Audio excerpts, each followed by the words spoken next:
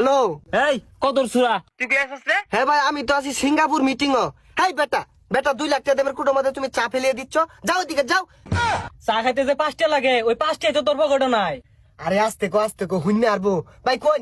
দেখ দেখ কিতিরা দেখ সিঙ্গার বলে কোনো মিটিং করে আর বলে কুটোর মধ্যে খানা চা হালায় দে চা জীবন চক্কে দেখছিন এই তো টাকা কোনদিন দিবি ক আরে 1 লাখ টাকা তারিখ লাগে নাই আইনে যে সুমন চাও সুমনি ভাই এই ম্যানেজার ওই বিদ্যা লোকটাকে 15 লাখ টাকা দিয়ে দেওছে। আচ্ছা ভাই একটু ব্যস্ত আছি পরে কথা কই। হ্যাঁ আল্লাহ বাসলাম। আপনার ফোন কেটে দিছে।